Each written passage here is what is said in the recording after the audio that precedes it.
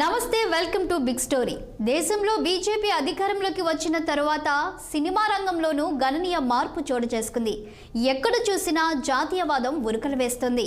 దేశభక్తి సినిమాలు, వీరుల సినిమాలు, యుద్ధ నేపథ్య సినిమాలు, చరిత్ర సినిమాలు కనిపిస్తున్నాయి. ఈ సినిమాలో రాజకీయాలను మిళితం చేస్తున్నారనే విమర్శలు ఉన్నప్పటికీ వెండి తెరపై మాత్రం ఈ సినిమాలు సంచలనాలు సృష్టిస్తూనే ఉన్నాయి. కాశ్మీర్ ఫైల్స్, కేరళ స్టోరీ, రజాకార్ ఇలా ఎన్నో సినిమాలు వచ్చాయి, మరెన్నో దూసుకు వస్తున్నాయి. ఈ నేపథ్యంలో ఇవాల్టి big story Bastar 2 emergency.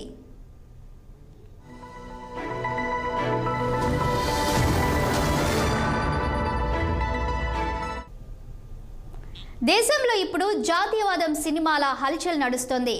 Naxals హింస కథాంశంగా బస్తర్ ది నక్సల్ స్టోరీ మార్చి 15న విడుదలైంది. ఇందిరాగాంధీ విధించిన అత్యవసర పరిస్థితి కథాంశంగా ఎమర్జెన్సీ అనే సినిమా జూన్ 14న విడుదల కానుంది. ఈ మధ్య కాలంలో ఈ తరహాలో కనీసం 8 సినిమాలు రానున్నాయి. ఈ ఎన్నికల సీజన్లో 2 భిన్న భావజాలాలు ముఖాముఖి తలపడనున్నాయి. అలాంటి వాటినే ఈ సినిమాల్లోనూ చూపించారు. ఈ సినిమాలన్నీ కూడా జాతీయవాదంతో ముడిపడినవే. ఇలాంటి సినిమాలు ఎన్నికలకు ముందు విడుదల కావడాన్ని కొందరు తప్పుపడుతున్నా ఇలాంటి సంఘటనలు గతంలోనూ జరిగాయి. Uri the surgical strike, the accidental prime minister లాంటి సినిమాలు 2019 ఎన్నికలకు ముందు విడుదలయ్యాయి. అంతకంటే ముందు కూడా స్వాతంత్రం వచ్చిన కొత్తలో, ఆ తరువాతి కాలంలోనూ వివిధ పార్టీల భావజాలాలకు అనుగుణంగా సినిమాలు వచ్చిన ఉదాంతాలెన్నో ఉన్నాయి.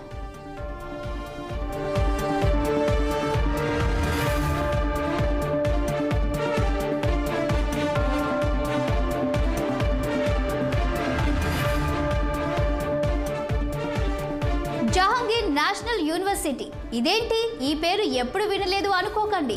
ఢిల్లీలోని ప్రఖ్యాత జవహర్లాల్ నెహ్రూ యూనివర్సిటీకి సినిమా రూపమే జహాంగీర్ నేషనల్ యూనివర్సిటీ. దేశ రాజకీయాల్లో జవహర్లాల్ నెహ్రూ యూనివర్సిటీ కీలక పాత్ర పోషించింది. అటు వామపక్ష విద్యార్థి సంఘాలు, ఇటు ఏబీవీపీ కూడా జేఎన్యూ విద్యార్థి సంఘం ఎన్నికల్లో హోరాహోరీగా పోరాడుతుంటాయి. అక్కడ తలెత్తిన వివాదాల నేపథ్యంలో వచ్చిందే జేఎన్యూ సినిమా. ఇటీవలనే విడుదలైన జేఎన్యూ టీజర్ దేశవ్యాప్తంగా సంచలనం కలిగించింది, పెను వివాదం రేకెత్తించింది. ఈ చిత్రం పోస్టర్లో భారతదేశాన్ని కాషాయ రంగులో చూపించారు. ఒక యూనివర్సిటీ ఈ దేశాన్ని ముక్కలు చేయగలదా అనే ప్రశ్నను పోస్టర్లో ముద్రించారు. జై శ్రీరామ్ నినాదం ఒకవైపు, లాల్ సలాం నినాదం మరోవైపు. ఈ 2 వాదాల మధ్య వివాదమే జేఎన్యూ సినిమా. జాతీయవాదాన్ని చాటి చెబుతూ ఈ సినిమా రూపుదిద్దుకుంటుంది. తాజాగా జేఎన్యూ సినిమా పోస్టర్ భారీ సంచలనం కలిగించింది. వినయ్ శర్మ ఈ సినిమాకు దర్శకత్వం వహించారు. ఏప్రిల్ 5న ఈ సినిమా విడుదల కానుంది.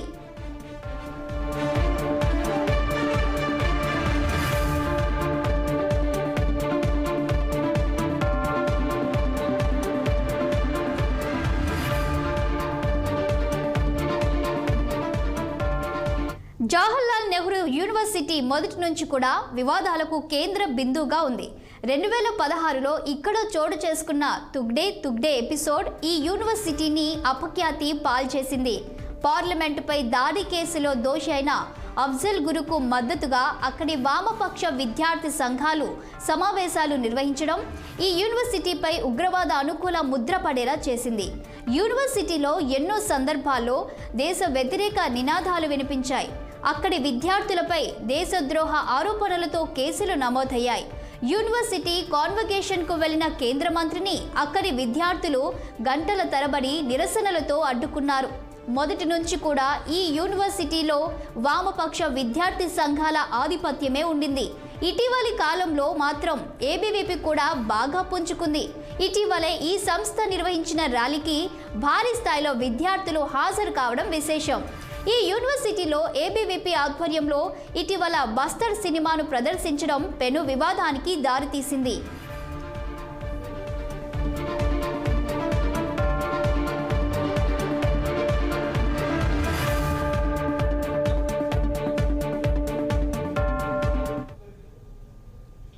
ఇటీవలి కాలంలో జాతీయవాద సినిమాలు ఎక్కువగా వస్తున్నాయి. అలా రావడాన్ని విమర్శించాల్సిన అవసరం కూడా లేదు.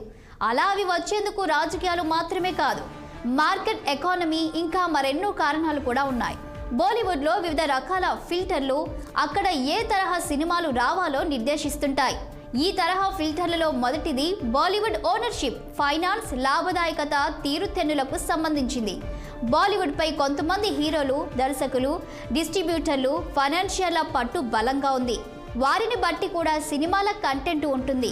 వారితో ప్రభుత్వాలకు గల సంబంధాలను బట్టి, వారి సొంత భావజాలాన్ని బట్టి కూడా కంటెంట్ మారుతూ ఉంటుంది. ఈ నేపథ్యంలోనే తాజాగా వస్తున్న సినిమాలెన్నో వివాదాలను సృష్టించాయి. సినిమా విడుదలకు ముందు ఫస్ట్ పోస్టర్, టీజర్, ట్రైలర్ లాంటి వాటితోనే ఈ వివాదాలు మొదలవుతున్నాయి.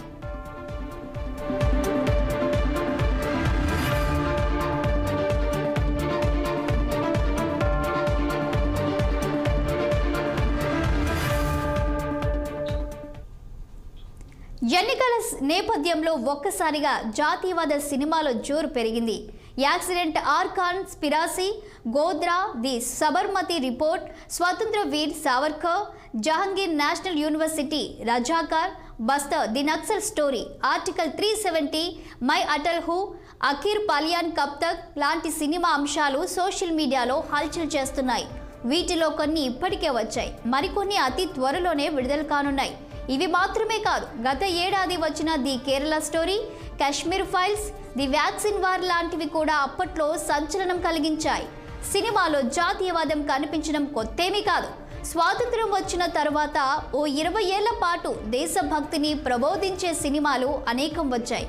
కుటుంబ కథా చిత్రాల్లోనూ దేశభక్తిని పెంపొందించే పాటలు చూపించడం ఓ సంప్రదాయంగా కొనసాగింది. అప్పట్లో ఈ తరహా చిత్రాలు కాంగ్రెస్ పార్టీకి బాగానే ఉపయోగపడ్డాయనే విమర్శలున్నాయి.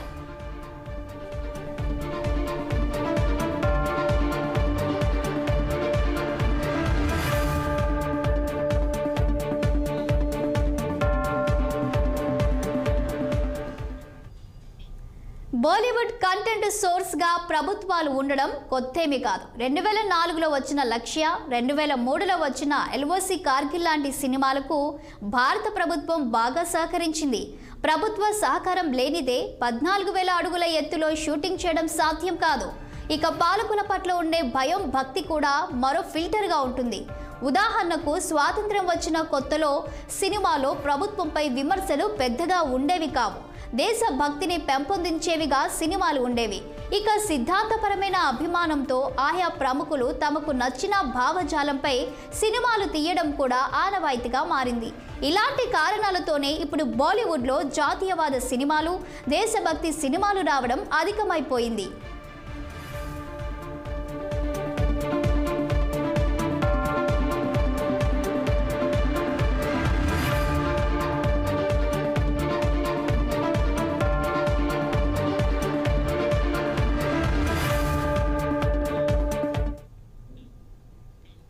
జాతీయవాద సినిమాలు కమర్షియల్గా కూడా భారీ స్థాయిలో హిట్ కావడం ఆ తరహాలో మరెన్నో సినిమాలు వచ్చేందుకు కారణమవుతుంది. అంతేకాకుండా ఈ తరహా చిత్రాలకు బీజేపీ పాలిత రాష్ట్రాల్లో పన్ను మినహాయింపులు లభించడం విశేషం. ప్రధాని మోదీ లాంటి నాయకులు సైతం తమ ప్రసంగాల్లో కొన్ని చిత్రాల పేర్లను ప్రస్తావించడం వాటికి మరింత ప్రచారం లభించేలా చేసింది.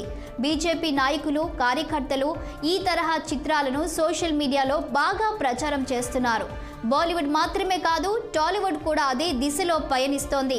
ఇందుకు తాజా ఉదాహరణ రజాకార్ చిత్రం. నిజాం పాలన చివరి దశల్లో రజాకార్లు చేసిన దారుణాలను ఈ చిత్రంలో ప్రముఖంగా ప్రస్తావించారు.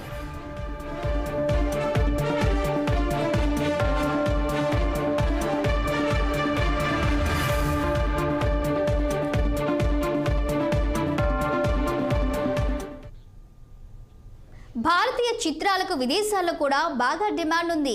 గల్ఫ్ దేశాల్లోనూ ఈ చిత్రాలను చూస్తూ ఉంటారు. అయితే భారత్లో బాగా హిట్ అయినప్పటికీ గల్ఫ్ దేశాల్లో నిషేధానికి గురైన సినిమాలు కూడా ఉన్నాయి. జాతీయవాద సినిమాలు కొన్ని ఈ నిషేధిత చిత్రాల జాబితాలో ఉన్నాయి. యామి గౌతమ్ సినిమా ఆర్టికల్ 370 సినిమాను గల్ఫ్ దేశాల్లో నిషేధించారు. హృతిక్ రోషన్, దీపికా నటించిన ఫైటర్ చిత్రం కూడా గల్ఫ్ దేశాల్లో నిషేధానికి గురైంది. మరోవైపున భారతదేశం మాత్రం ఈ తరహా చిత్రాలకు పట్టం కట్టింది. ది కాశ్మీర్ ఫైల్స్ సినిమా 2 జాతీయ అవార్డులను గెలుచుకుంది. Best feature film on national ఇంటిగ్రేషన్గా ఎంపికైంది. ఇదే సినిమాకు బెస్ట్ సపోర్టింగ్ యాక్టర్స్ అవార్డు కూడా దక్కింది.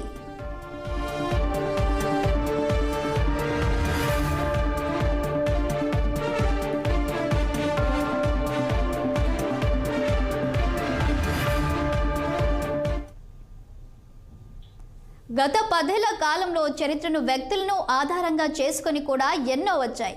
Her Har Mahadev, Panipat, Hindutva, Tanaji, Bajirao Mastani, Ram Setu, Thackeray, Romeo Akbar Walter, Samrat Prithviraj, Kesari, mission Majnu, 72 Hoorain, Ajmer 92, Ajmer files, PM Narendra Modi లాంటి సినిమాలెన్నో వీటిలో ఉన్నాయి. ఇవన్నీ బాలీవుడ్తో పాటుగా వివిధ భారతీయ భాషల సినిమా రంగాలను ఒక మలుపు తిప్పాయి. Parmanu, the story of Pokhran, Raazi, Ghazi attack, Kesari, airlift, mission Mangal, toilet, Ek Prem Katha, padman, holiday, a soldier is never off duty, Tashkent files లాంటి సినిమాలు కూడా వచ్చాయి. Operation AMG, operation Balakot, India house, Delhi files లాంటి చిత్రాలు కూడా ఈ జాబితాలో ఉన్నాయి.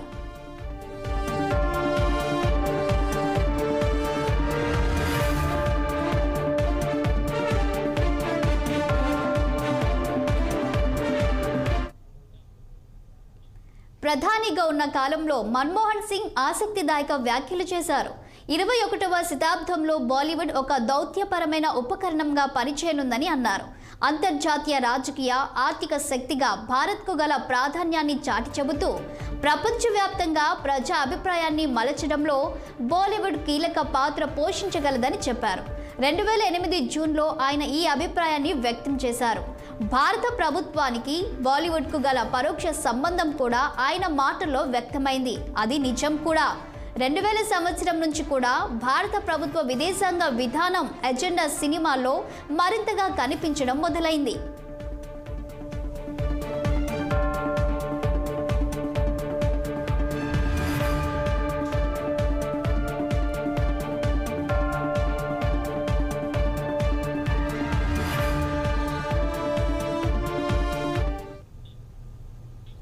రెండు 2003లో వచ్చిన ఎల్ఓసి కార్గిల్, 2004లో వచ్చిన లక్ష్య లాంటి సినిమాలను ప్రభుత్వ విదేశాంగ విధానం ఎజెండాకు ఉదాహరణగా చెప్పవచ్చు. అవి దేశభక్తిని బలంగా చాటి చెప్పేలా రూపుదిద్దుకున్నాయి. 2004లో వచ్చిన వీర్ జారా, మైహూనా లాంటి సినిమాలు భారత్ పాకిస్తాన్ల మధ్య స్నేహ సంబంధాల ఆవశ్యకతను చాటి చెప్పేవిగా వచ్చాయి. మొత్తం మీద చూస్తే కేంద్రంలో ఉన్న ప్రభుత్వాన్ని బట్టి బాలీవుడ్ నడుచుకోవడం, బాలీవుడ్ తారాలు సైతం ఆయా ప్రభుత్వ అధినేతల మనోభావాలకు అనుగుణంగా నడుచుకోవడం సాధారణమైపోయింది. ఇప్పుడు జరుగుతుంది కూడా అదే.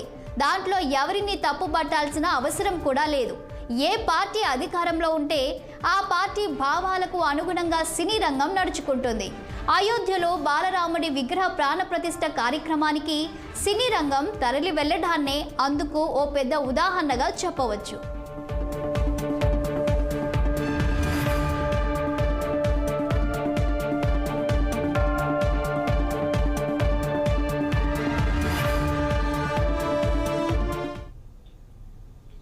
అమెరికా, సోవియట్ రష్యా కూడా ఒకప్పుడు సినిమా వైరాన్ని కొనసాగించాయి. వియత్నాం యుద్ధం, ప్రచన్న యుద్ధం కథాంశాలతో వచ్చిన సినిమాలను హాలీవుడ్లో చూడవచ్చు. ఇప్పుడు అలాంటి చరిత్రనే భారత్లో రిపీట్ అవుతుంది.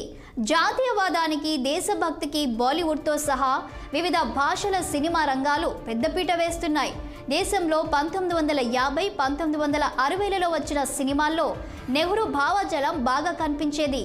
జాగృతి, అబ్ దిల్లీ దూర్ నహీ, నయా దౌర్, హమ్ హిందుస్తానీ, ధూల్ కా ఫూల్, ధర్మపుత్ర లాంటి సినిమాలను ఇందుకు ఉదాహరణగా చెప్పవచ్చు. నెహ్రూ విధానాలపై విమర్శలు ఉన్న ప్యాసా, ఫిర్ సుబా హోగి, ఫుట్పాత్, శ్రీ 420, దోబీగా జమీన్ వంటి సినిమాలు కూడా బాగానే ప్రజా ఆదరణ పొందాయి. వామపక్ష భావజాలం కూడా తక్కువేమీ కాదు. శ్యామ్ బెనగల్ తీసిన ఆరోహణ్ సినిమా విషయానికి వస్తే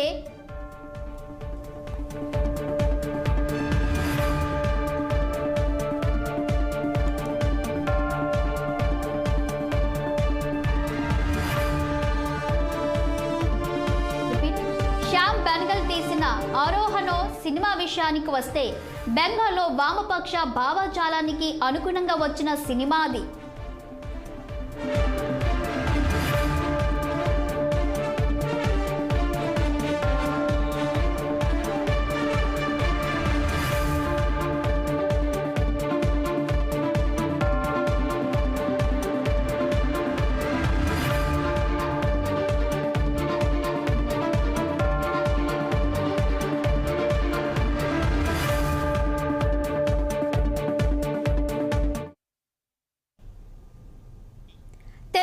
సైతం వామపక్ష భావజాలంతో వచ్చిన సినిమాలు అనేకమున్నాయి.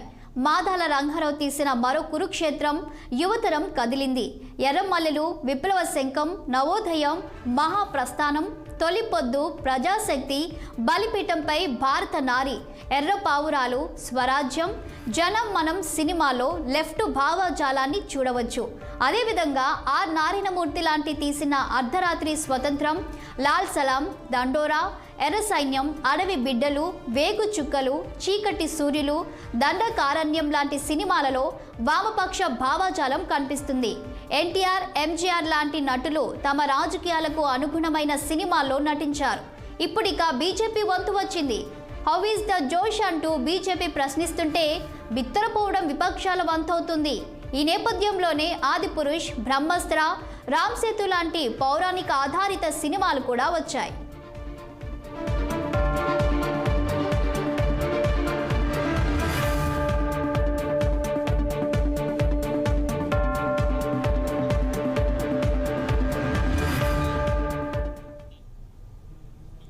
వివిధ పార్టీలకు, ప్రభుత్వాలకు అనుకూలంగా సినిమాలు రావడం మన దేశానికే పరిమితం కాదు. ఎన్నో దశాబ్దాలుగా ఎన్నో దేశాల్లో ఇలాంటి చిత్రాలు వస్తూనే ఉన్నాయి. కేవలం ఇలాంటి సినిమాలతోనే ప్రజా అభిప్రాయాన్ని ఒక్కసారిగా మార్చడం, ఏకమొత్తంగా మార్చడం కూడా సాధ్యం కాదు.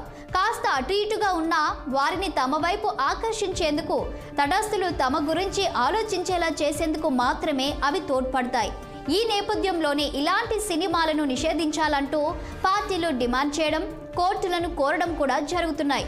మరోవైపున భావ ప్రకటన స్వేచ్ఛ, క్రియేటివిటీ స్వేచ్ఛ లాంటి అంశాలు కూడా తెరపైకి వస్తున్నాయి. మారుతున్న కాలానికి అనుగుణంగా జాతీయవాదం, దేశభక్తి లాంటివి ఇప్పుడు కాంగ్రెస్ నుంచి బీజేపీకి దక్కాయి. దాంతో భారతీయ సినీ రంగం ఇప్పుడు ఓ కొత్త దిశగా ప్రయాణిస్తోంది. మరెన్ని ఫైల్స్, మరెన్ని స్టోరీలు వస్తాయో వేచి చూడాల్సిందే.